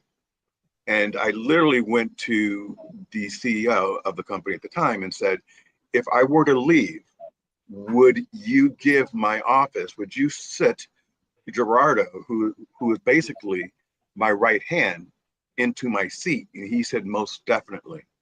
And then I said, then I have a job offer and I'm going to take it in Dallas. So Just one more question, Bill. Yeah. Sorry to interrupt you. Cover letters? Are you doing cover letters with every job application? I am doing cover letters, and I'm doing a specific cover letter for each company based Okay. on what they're looking for. So, Bill, I have a But- question for you. So, Yeah. I don't have a copy of your resume. I was going through your LinkedIn profile, and all those measurable accomplishments that you had are phenomenal. They're valuable. They're worth highlighting. If they're not in the top section of your resume, you're missing out right there. Because I had to go back to 3 or 4 jobs before I saw what you're talking about. So highlighting it, and then I'll recommend, if you haven't already done, and I don't know if you've done this or not, reintroduce yourself on LinkedIn.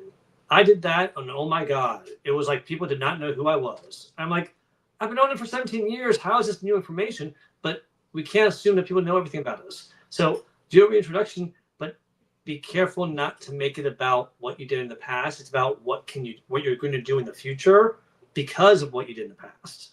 Right. Because if your story is stuck in the past, and I go to your thing and I see, oh, that wasn't this year, that was 2 years ago, I don't want you to be too much there. I want to see, well, how are you using that for the future? So that reintroduction, I think, is key. But highlighting your measurable accomplishments on top of your resume, and even on LinkedIn is key, because if you don't have how you reached that accomplishment, it doesn't really tell me how successful you were. And one other thing about referrals, I know you talked about this before with Chris. I highly recommend referrals only because if there's an HR person like me or a recruiter like me, I've had a philosophy for the last 30 years. An employee refers somebody, I'm going to at least interview them. I don't give a crap about anything else. They are going to get a guaranteed interview. I know a lot of HR people like that because I learned from them that way. A lot of people don't do that. But my point is that it doesn't matter if they're an executive, if they're the hiring manager, or if they're just a coworker in a different department. There might be an employee referral program, and if they recommend you and you get hired, they get money. So reaching out to those people on LinkedIn that work in that company to say, hey, can you just flag your resume? I'm not even telling you to say that I'm a great hire. Can you just flag it, saying that I'm worth an interview, and I'll do the rest? Because when I recommend people that I don't know that well, I'll say they're worth the interview. It's up to you to show them how good you are. Yeah. Yes, Jeremy. I didn't want to be rude. Can I cut my screen just for a second? I'm gonna step away for about a couple minutes. I'll be right back. Yes, sir. We got All you. right. Thank you very much. All right, guys. All right. And as you can see, part of my podcast is authenticity, right? It's a very emotional thing because you're putting yourself out there in all these different ways. Like I've redone my resume 100 times. So you're seeing one version of it, but there's millions of them out there. They all highlight different things. I've been responsible for 3 complete build outs of companies where I've moved them 3 different times. I've opened up offices in Israel, in Provo. It's a lot. And I don't know where to cut it off because it's too much. And I don't know how to make someone else not feel intimidated, which is which I've been in that situation before. Bill, if I was coaching you, I would be saying, share how passionate you are about those things that you've done, and let them ask you about, well, tell me some success you've had in that, and then you can share that story. But just talk about, you're passionate about growing customer service. You're passionate about increasing revenue. You're passionate about saving expenses while not suffering or sacrificing. Yeah. It's about sometimes the words, because if I'm hearing what you did versus what you want to do, it's to me as a recruiter, you're not a forward thinker. I need someone to be a forward thinker. But in my heart, I believe that I am, but maybe I'm just not conveying it right. But I'm not even getting any responses to my resume, so it's not like, you know, it's. Go ahead, sir. So, I mean, you know, I kind of empathize with you because, you know, when Thank I you. was first stepping That's all I needed. into, Riz wouldn't do that. no. So when I was first stepping into like the field that I'm working in now, I put in like, I believe I remember counting, it was up to probably like 400 plus applications. That's a mix of actually sitting down and putting, like, doing like each and every single page, and then a mix of the LinkedIn Easy Applies, right?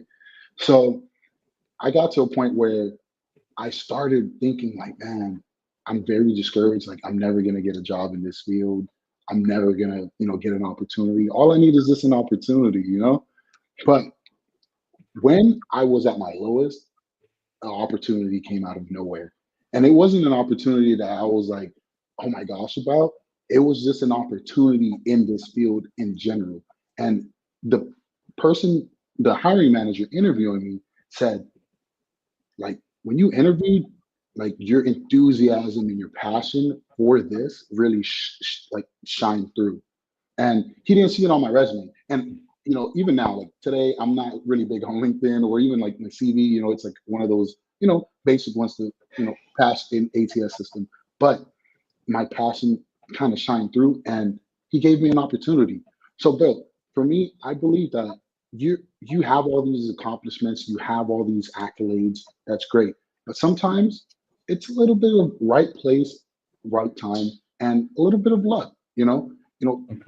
That's you know, that's as simply as I can put it, because you can put all these strategies into place, you can have the perfect resume, you can go to the perfect school, but sometimes it's just right time, right place, and you just need luck. And the right Angela. time will come. Oh, sorry. I know that. I believe that. Going, you have to keep going, keep knocking on that door, and it will come. It will come. Angela, you've been doing this for 15 months. And who you know is about who you know from networking. It's not about who you know that gave you a free job opportunity. No, it's not about those. It's about who you know and tapping into those networks, like I said, and reaching out to them saying, hey, I'm looking in case you know of anything, or hey, you work at this company, I just applied. Tapping into those networks and being active. I do want to say one thing though, is because Angela mentioned this earlier, that sometimes you're that 50th candidate application and they only look at the first 49. If you're ever in that moment of like, oh, I'm going to wait till tomorrow to apply for this job. No, do it right there. Because Yes. I do. That might have made the difference of you being viewed or not. And then the last thing, easy apply. Okay, if y'all don't remember anything else I say today, please remember this. The easy apply button, y'all. If a recruiter has it and it does not take you to their website, do not use it, because you clicking the easy apply and uploading your resume is a very easy, quick thing, but it's a secondary place that a recruiter's going to go to after they looked at all the applications in their ATS as a secondary thing, and you're not going to be seen. And I have never gotten a response from any easy apply that I ever tried.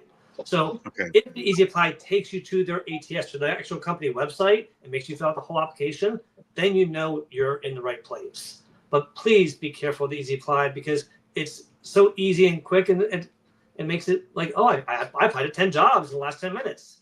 Yeah, you probably didn't. Sorry. All right, Jeremy. I kind of have a question for everybody up here, and it's specifically for the recruiters. I don't know what makes your job easy and what makes your job hard, but is there anything in making it easy whereas the applications are automatically downloaded, right, into the system? The system goes, all right, I got 2,000 applicants, and it just cuts it out. Now you only have 100.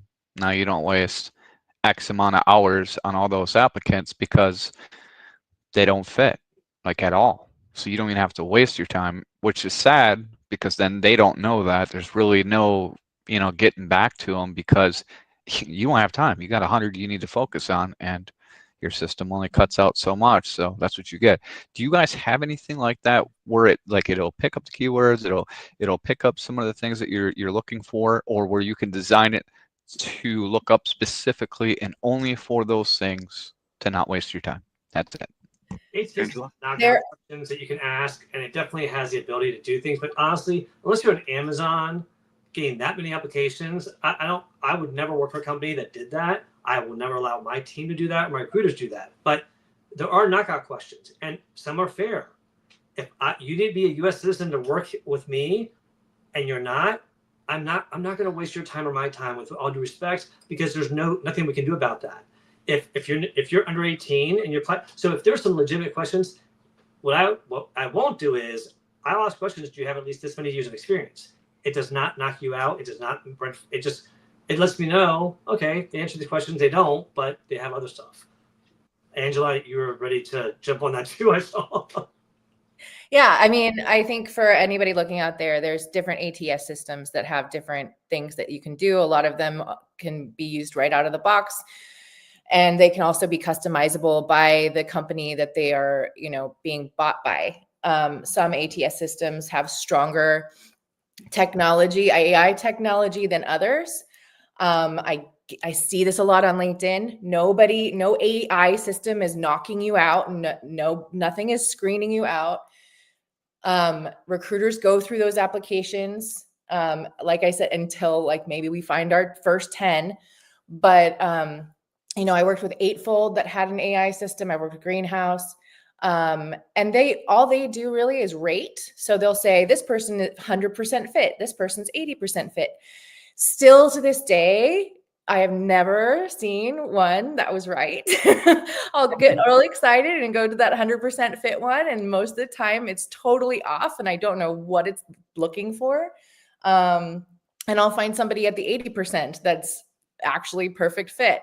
So, all of us recruiters know that use these ATS systems and this AI specialties, that they're faulty. And I'm happy about that because it keeps me employed if I ever get employed.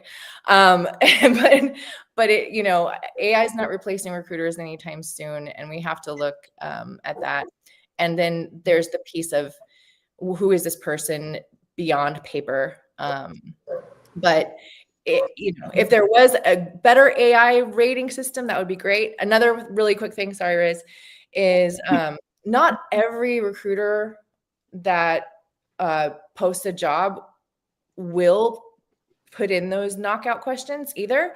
We have a choice when setting up the job in our ATS system.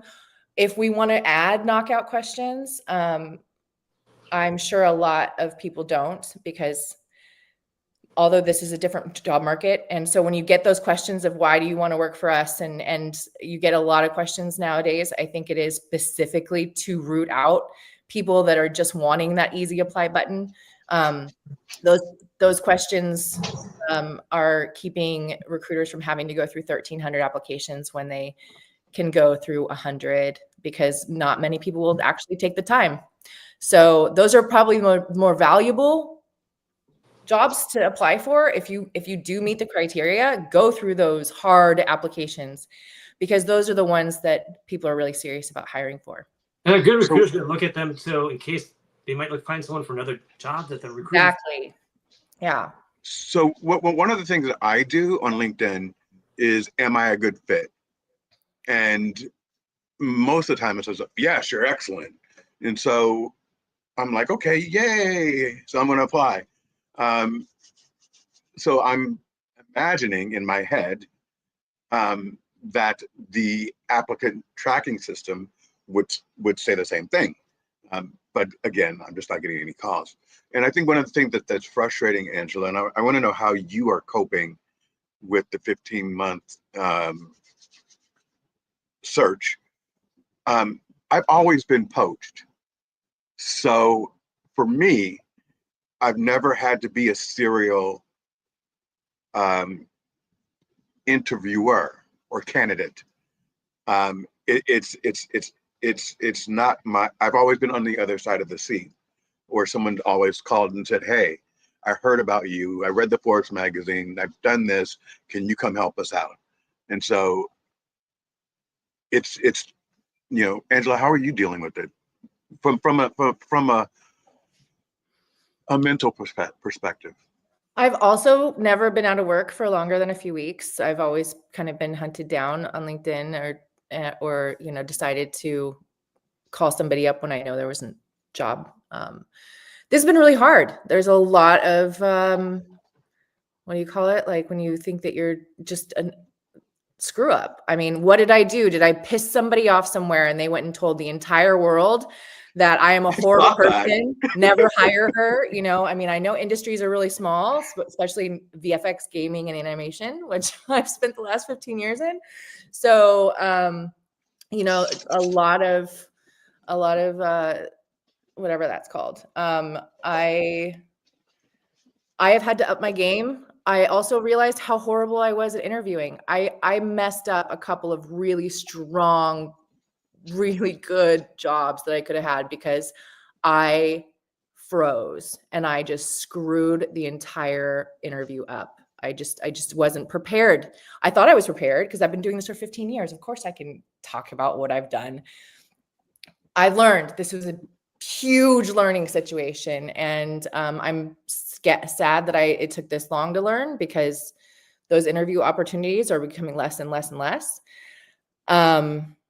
And, you know, I've had a couple lately where they said, yes, let's move forward to the next steps. And then 2 days later I get, oh, we went forward with somebody that was farther in the you know, pipeline, which is just so depressing. Like I said, I'm about to lose my house in 4 months. So I'm preparing. No, you're not. To be homeless. No, you're not. I've got an interview on Tuesday for Supercell in Helsinki, Finland. So I might be moving to Finland. Who knows? Nice. Nice. But it's, you know, I've pivoted. I've gone to tech. I've applied for other kinds of industries. It's hard. It's just hard. And I do resume reviews for people across all industries. And I hear the same thing over and over. It's not, you know, they're applying to 700 jobs. You know, they can't believe they've been looking for 6 months or a year. It's not just you. It is everybody across all sectors and countries. Canada is like this. I'm talking to people in Europe going through the same thing. It's like the Great Depression of the worker right now. I've never seen this ever. I wish I could hire because there are so many great people out there. Yeah. You know? Yeah. I was going to say something and I don't remember what it was, which means that was going to be the most phenomenal thing I was going to say all day. Right. That's what I say whenever I lose it. Oh, I know what I was going to say. That's why I asked you to be on, Angela. I read what you had written about being out of work for 15 years. 15 months, sorry. Lord, no. And I was having this forum and I said, you know, this would be great because she's a recruiter and she's also a candidate. And so I wanted to, as Felipe said, give back. I wanted to give you a platform that we can get your story out and get, you know, I don't know you, but that's just who I am. I also accused him of being some kind of scammer bot. She sure did. Right if you try sort of scamming job adverts in the UK, they will put a job out there, you'll apply, they'll start asking for certain numbers, certain details and you will get defrauded. I'm just putting that out there. I know in the UK, if the job description is too good to be true, working from It home and usually you're is. on 100K for a customer service role, it's a scam. So just be careful, stay vigilant. I've noticed in I hard just wanted times. to say sorry to William because I Yeah. did. No. I don't know. I don't know who you are. She declined it. She basically asked me to write an essay about why I had 30,000 followers. Yes, Jeremy, you need to go.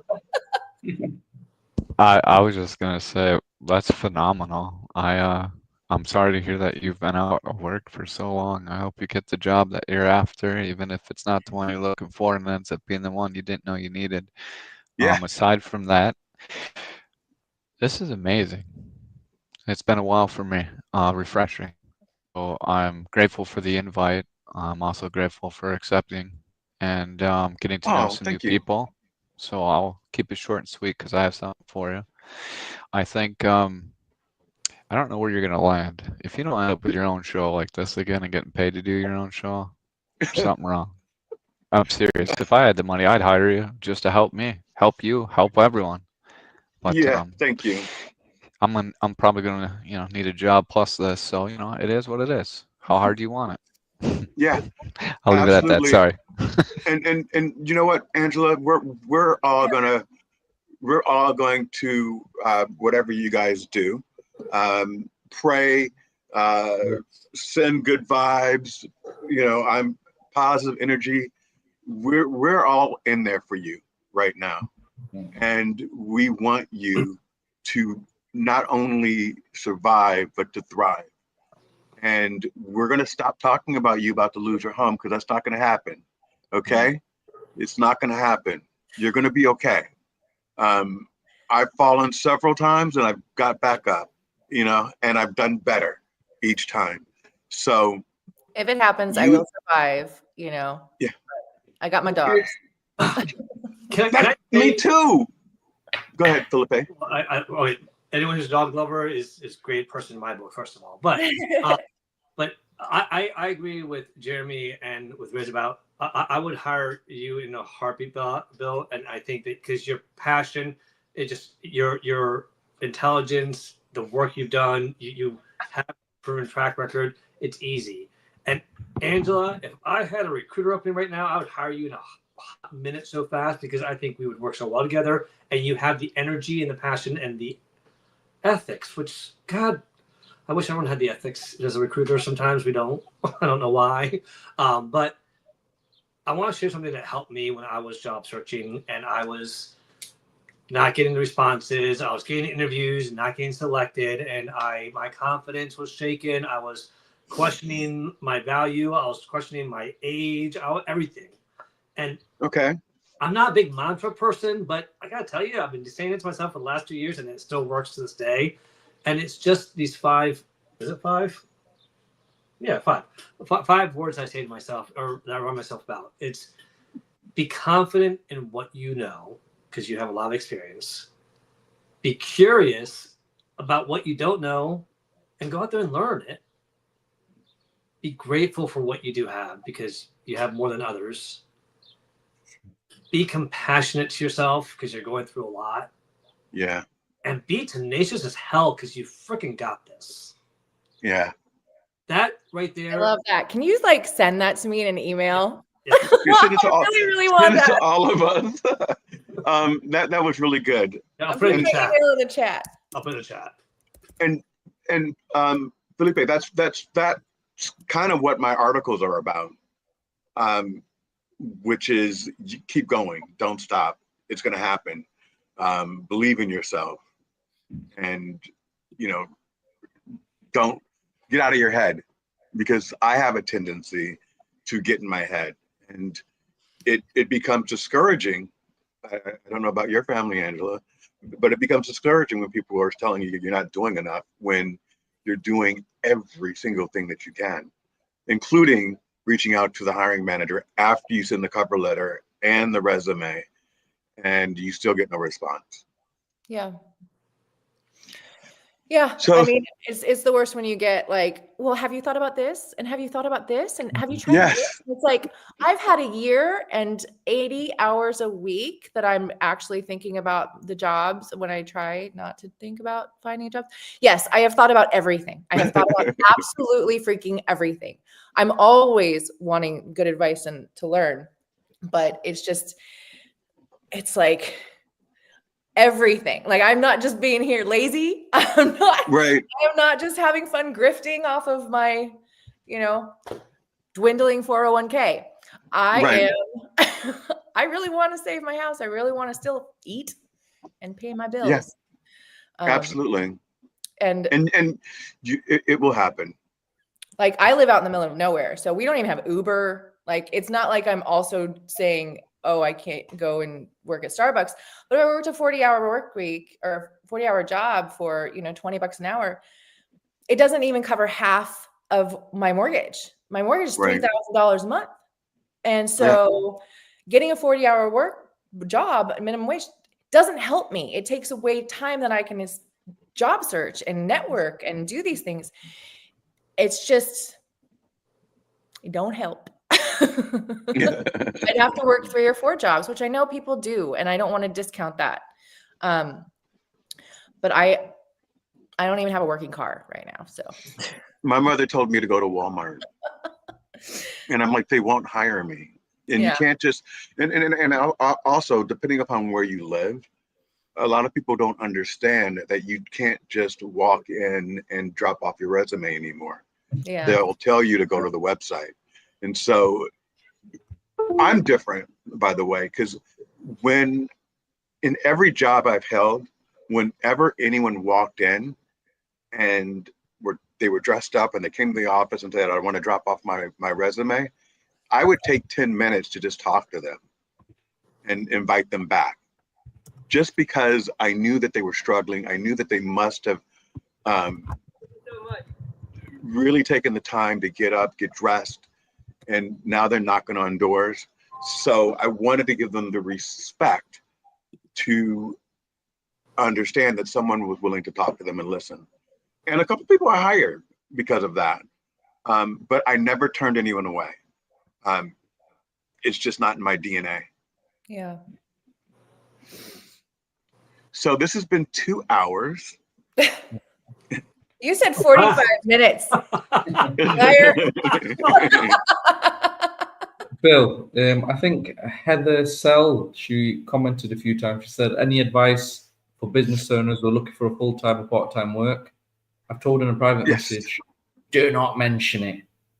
When you've got a startup business and you're looking for a job, if you say you've got a startup business or you're starting a business while looking for a job, it will hinder your chances because they'll think if the business takes off, you're gone. So Yeah. it's best to keep things a secret, not everything, but some things. Keep it personal, keep it secretive. You don't have to let them know about this unless it does conflict the business. So if you're a freelance recruiter and you're going for a recruitment job and you're saying that you're not going to freelance outside of the job, but you do, in the UK, a few people have been sued. Yeah. So yeah, they've been sued. So they've worked for a recruitment agency while setting up their own recruitment agency on the outside, filling roles, and they've been caught out and they actually got sued. So you don't want that in your name. That's the last thing you want to do. And yeah, if it's not a conflict of interest, yeah, keep it a secret. Yeah. I want to say as we kind of wind down, because I want to be respectful of all of your time. Angela's already yelled at me for saying 45 minutes. After I really wish you guys could see all she called me a liar. She did everything. And I was like, I didn't know. Well, people can buy followers. I just I accused him of bot farming. What I genuinely love about what I'm doing right now is, I don't know if you guys feel it, but I feel like I'm making friends. Yeah. I really feel like I'm sharing my experience with people that have different perspectives and can give me some insight. Normally, Jeremy will tell you, because he's been to a couple of my shows, I don't usually talk about myself as much. I usually let the other people talk. But in this scenario, I'm scared. I'm very, very nervous. And just like Angela, and men aren't allowed to have emotion, so you can't really say that. You're Yes, supposed to you act like, You can't. huh? Yes, you are allowed to have emotions. Yeah. We have normalized that, and that's coming from a Okay. Latino who's Latinos People- were allowed to express People themselves. without emotions are scary. Those Yeah. are the psychotic serial killers. So But, emotions are good. but for some reason, when you're searching for a job, you're supposed to act like you don't really need one, and that's Have confidence, but be real about it. Say, yeah, scary as crap, but I got this. read one of my articles. Like, that's what it says. Good. The newest point that I've been making is like, hey, if you've ever wanted to find anyone that has more incentive to work harder to prove themselves, it is me right now. Because not only do I want to be impressive to a company, but I also want to save my freaking house. So, Yeah. I got incentive. I got drive right now. and I'm loyal to a fault. So that usually doesn't ever end. But yeah. Unite the green banners. Yeah. Keep showing that you're open to work, guys. If you still be proud. I think some people say you shouldn't do it. No, you should. That's what the button's for on LinkedIn. You're open to work. Yeah. And I think everyone here will try their best to support both Bill and Angela. Honestly, we'll try our best to support you in any way. And I think the way you guys are going, they say it only gets worse before it gets great. So right now you're probably going through a bad stage, and it'll get better. Be amazing then. Right, Angela? I'm so tired of this. You're going to look back and you're going to think, wow, what journey. You're right, because I've always ended up in a better place. I've always fallen forward. I want to give everyone a chance to give their final thoughts before we check out. I think 2 hours is enough. Plus, I have to use the restroom. Yeah, sure. So we'll start with Riz, because you're in London, and I want to make sure that you can go to bed at a reasonable hour. Yeah. So basically, I'm actually based in Manchester, the best city in England. But yeah, we've got an office in London as well. I just want to say thank you to Bill for giving me this opportunity. And it was lovely meeting all of you guys. If anyone is watching and you're from the UK, if you did need any hiring services or recruitment services in and around England for engineering, or if you needed any CV writing expertise or, reviews across the world, I'm always here to help. And if you're a hiring manager listening and you're from America, please hire Bill. Please hire Angela. This shows that they're actually willing to adapt, try new things. They've got innovation. They've got drive. Please, guys, let's make this happen, and hopefully they will get the jobs that they deserve. Thank you, Riz. You're welcome. That makes up for you telling me my resume was crap. I'm going to go with Chris Cadet. We're just going to go down the row. So you'll be next, Jeremy. Get ready for yours. So I have 3 things I just want to say real quick. So to my fellow ICs out there, individual contributors, people who are looking for, technical roles or even roles in general, it's okay to have imposter syndrome. When you stepping into a new role, you feel like you don't know anything, and it's real scary. Just keep at it, look in the mirror, be true to who you are. So the second thing I want to say is comparison is the death of joy. So stop trying to compare yourself to another person, or look at another person's journey and try to, make it align. No, you have your own journey. You're your own person. And the last thing I want to say, tough times don't last. Tough people do. So, take that. Right on, Christopher. And, do with it what you want. Right on. Jeremy. Chris, I'm going to have you stay on after we leave. I want to ask you a couple of questions. Jeremy, All right, I'm in the hot seat. All right. What a fantastic show. I appreciated everything. So what I'm going to leave you guys with this, expect miracles. Don't expect anything else because they happen whether you realize it or not. And you are a miracle, Jeremy. Thank you, my friend. Angela? I As don't we have all any lift really, you up. really amazing like words to say beyond what everybody else has, but this has been fun. I didn't know what to expect, obviously, and it's just so nice that you invited me on here, Bill, and I truly will keep my eye out for you. And Thank you. It was awesome to learn more about your background and your experience too. So I'm blown away as a recruiter. I wish I knew somebody that was hiring for something like that, but yeah, I think this is pretty cool, and it was so nice to get to know you, Riz, and Chris, and Jeremy, and Felipe, and please add me on LinkedIn. I would love to keep in touch, and yeah, That's what's special about the I show. want a is miracle too. you leave feeling like you're friends. I mean, Yeah. literally. And we all came from like nowhere. Like we just got together. We just met each other just now. Felipe? First of all, thank you again for the invite. It was so wonderful to be a part of this. I'm already connected with Bill. I sent you, Angela, you already accepted my connection request. Jeremy, I hope I sent it to the right Jeremy. I could have sent it to something that was completely wrong because it didn't have a picture. And I'm like, well, sometimes people don't have the picture until you get connected, right? So, and then Riz and Chris, I don't know what I can find you all. I don't know what happened. I'll send you their profiles. All right, but so again, thank you for this. For me, I just want to remind people when you get that discouraging, rejection letter, remember something from a recruiter standpoint. It's not necessarily anything that you did wrong. When I have 3 great candidates and I only have 1 opening, I'm like, is there anything else we can do to hire at least another one of these candidates or 3 phenomenal candidates? I got to tell 2 of them no. Sometimes it's just that simple. There's only 1 opening and you are one of multiple great candidates. Remember that. And I did put that mantra in the chat. I sent it to you too, Angelo, but it's in the comments of this room here.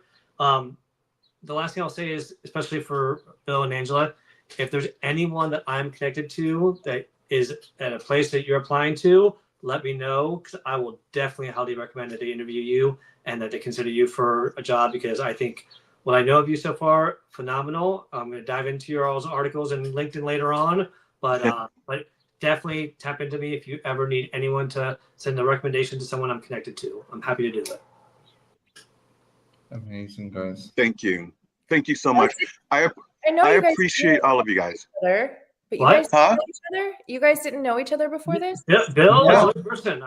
All of the rest of you are new. Oh, Jeremy, I've seen Jeremy around. Wow. That's Yeah. amazing. So I know Chris. I know Chris.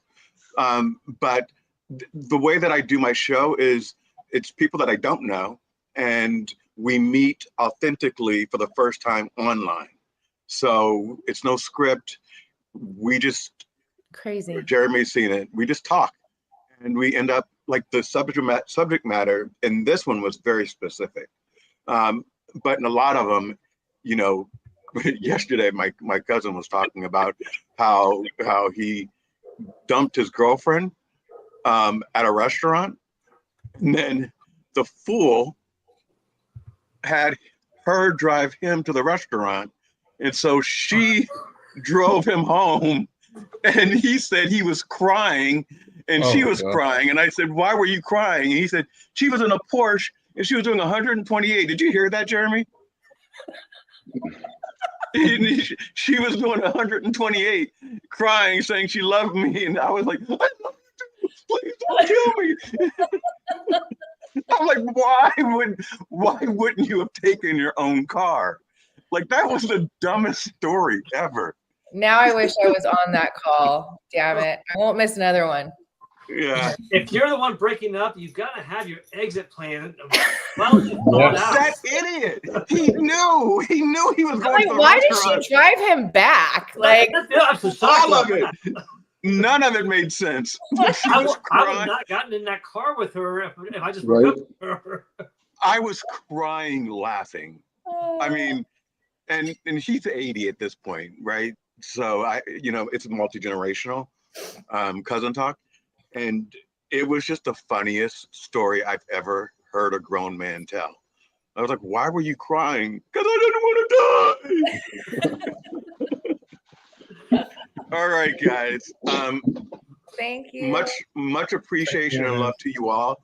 Angela, I'll keep you in my heart and making sure that I constantly, send out those vibes, and I'll keep an eye out. The weird thing is that it's easier for me, for some reason, to help someone else than it is for me to pitch myself, because I'm used to promoting others, to uplifting others. And so whenever I'm trying to uplift me, it feels counterintuitive, because I'm always talking about what the team has done. And I've led the team. So really I've done it, but I'm not used to promoting myself. So, Yeah. So on that note, both of you, please do me a favor, because it took me 2 months to realize I was doing this. Take your own advice that you'd give to somebody else. I was not taking my own advice down to get to a perfect stranger or friend. And I'm like, why haven't I not taken my own freaking advice? Even like LinkedIn advice, career coach. I mean, take your own advice. You all know what you're doing. Listen to yourselves, please. okay. Thank you, Felipe. I'm going to send Angela my resume so she can take a look at it. Hopefully she'll have a different opinion than Riz. I don't want no shitty resume.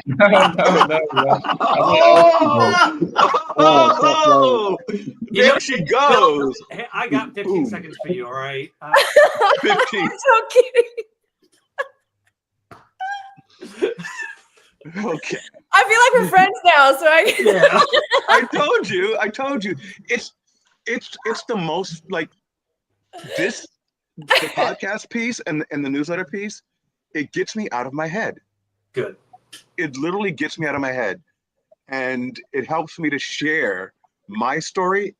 And I really believe that your story will change someone else's life. It will convince them not to give up. I must have like pepper or something on my, I'm at my dining room table because my eyes are watering and burning. But thank you guys. Thank you so much. Thank you so much, Bill. Thank you. Angela, Nice meeting everyone. Nice meeting everybody. Chris, hang on, okay? Bye, Riz. Baby, Bill, I'll message you. I'll help you with your CV shortly. Okay. Thank you. All right. Thank you. Chris. What's up, man? What's up, man? So you weren't reluctant, but I had to kind of talk you into coming on. Coming on, first time, what were your thoughts? I mean, it was a very collaborative environment. Coming on my first time, I don't really do these kind of things. I'm more of an introvert. Yeah. I don't really like to be out there. I'm more of like a back end guy. Like I like doing my own things, to myself. But it really brought me out of my shell, and really hearing everybody else's story, seeing that others go through what I went through, it kind of helps me, really empathize and kind of like see it from a different perspective. And it kind of helped me open up to really want to share, actually contribute. Yeah, you talked a lot more than I thought you were going to speak, and you gave a lot of really wise, sage advice. I want to let you know that I'm really super proud of you. Oh, man. And I'm excited that I got a chance to see you in your formative stage, because you are going to be someone that's going to kill it. And I want you to remember that. And I'm always rooting for you. And I appreciate the phone calls when you call me up and go, hey, I have a question, a business question for you. I feel like I'm still kind of,